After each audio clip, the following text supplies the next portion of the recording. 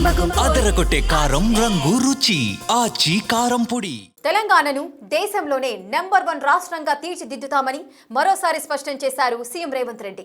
ఎవరో వస్తారని ఏదో చేస్తారని ఎదురు చూడాల్సిన అవసరం లేదన్నారు. సొంతంగా అభివృద్ధి చేసుకునే సత్తా తెలంగాణకుందని చెప్పారు. ప్రభుత్వం ఏర్పడిన తర్వాత 2 ఏళ్లలో ఏం చేశామో అసెంబ్లీ వేదికగా తెలిపేందుకు సిద్ధంగా ఉన్నామన్నారు. రావి నారాయణరెడ్డి గౌరవాన్ని పెంచేందుకు మంత్రిమండలిలో నిర్ణయం తీసుకుని సముచితమైన స్థానం కల్పిస్తామని స్పష్టం చేశారు. రాష్ట్ర వ్యాప్తంగా కామన్ బిల్ విధానాన్ని తీసుకురావాలని తెలంగాణ ప్రభుత్వం నిర్ణయించింది.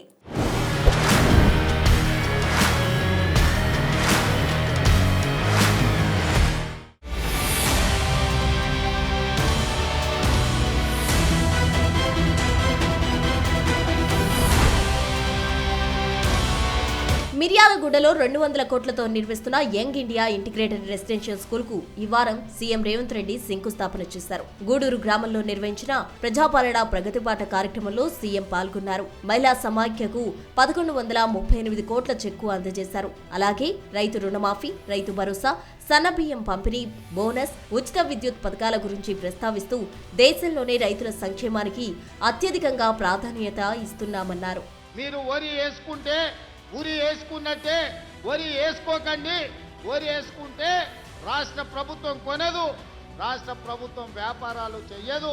మాకు 7,000 కోట్ల రూపాయల నష్టం వచ్చింది, ఒట్లు కొనేదే లేదని ఆనాటి ముఖ్యమంత్రి గారు మాట్లాడి రైతు రుణమాఫీ 25,35,000 మందికి 21,000 కోట్ల రూపాయల రైతు రుణమాఫీ చేసి రైతులను అప్పుల నుంచి విముక్తి కలిగించడమే కాకుండా రైతు భరోసా కార్యక్రమంలో భాగంగా ప్రతి ఎకరాకు 6,000 రూపాయలు, 9,000 కోట్ల రూపాయలు 9 రోజుల్లోనే మీ ఖాతాలో వేయడం జరిగింది.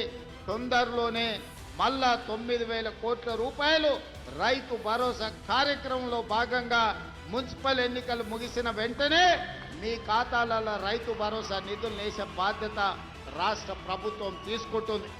మొత్తానికి ఈ 2 ఏళ్లలో వ్యవసాయం కోసం, రైతుల కోసం దాదాపుగా 1,10,000 కోట్ల రూపాయలు దేశంలోనే అత్యధికంగా ఖర్చు పెట్టిన రాష్ట్రం తెలంగాణ రాష్ట్రం.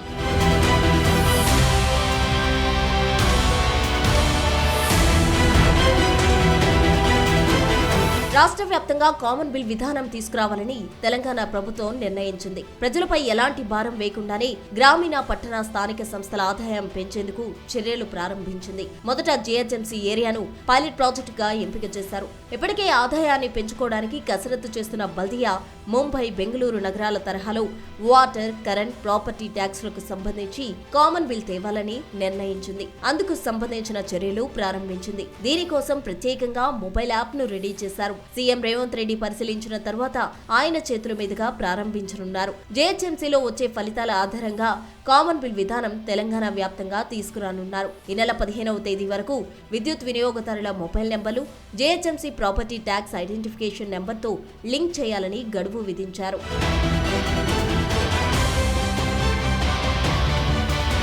ప్రఖ్యాత హార్వర్డ్ యూనివర్సిటీకి చెందిన కెనడా స్కూల్లో leadership in the 21st century executive leadership program ను పూర్తి చేసిన సీఎం రేవంత్ రెడ్డికి మంత్రివర్గ సహచరులు అభినందనలు తెలియజేశారు. మంత్రులు Uttam, Duddilla Sridhar Babu, Damodar Rajanarasimha, Komatireddy, Jupally Krishna Rao, Tummala Nageswara Rao, Konda Surekha, Ponnam Prabhakar, Danasari Anasuya Seethakka, Vivek Venkataswamy, Vakiti Srihari, Azharuddin, PCC chief, Congress party రాష్ట్ర వ్యవహారాల ఇన్ఛార్జ్ మీనాక్షి నటరాజన్ అభినందనలు తెలియజేశారు.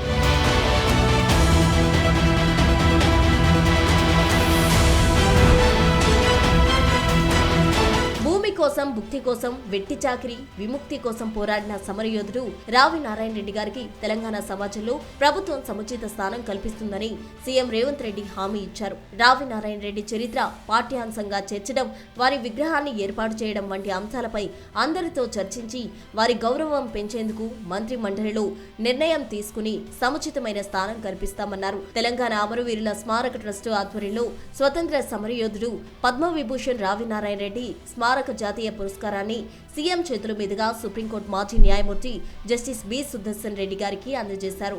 రావి నారాయణ రెడ్డి జాతీయ పురస్కారం జస్టిస్ సుదర్శన్ రెడ్డి గారికి దక్కడం సముచితమని ముఖ్యమంత్రి అన్నారు. నిన్నెవరు తలుపులు బద్దలు కొట్టలేదే, నిన్నెవరు ఇచ్చుకొని రాలేదే, చేసిన తప్పులకు మీకు నోటీస్ ఇచ్చారు సార్, మీరు రాండి అని.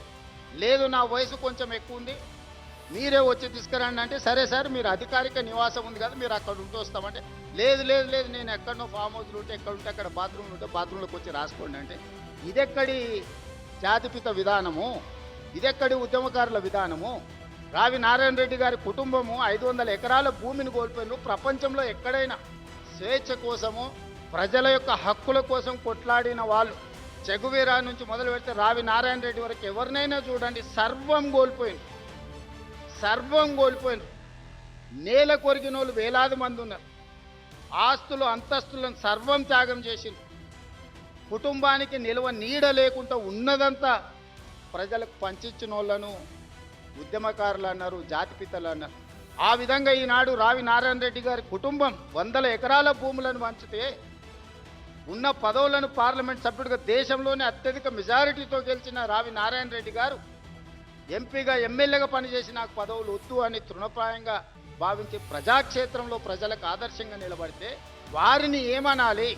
అరాచక శక్తులకు వ్యతిరేకంగా సాయుధ రైతాంగ పోరాటంలో కీలక పాత్ర పోషించిన మహనీయుడు రావి నారాయణ రెడ్డి అని, భూస్వామ్య కుటుంబంలో పుట్టిన పేద ప్రజల కోసం తన 500 ఎకరాల భూమిని దానం చేసిన గొప్ప వ్యక్తి అని కొనియాడారు. మున్సిపల్ ఎన్నికల తర్వాత రావి నారాయణ రెడ్డికి సముచిత గౌరవం ఇచ్చేందుకు చేపట్టాల్సిన చర్యలు తీసుకుంటామన్నారు సీఎం రేవంత్ రెడ్డి.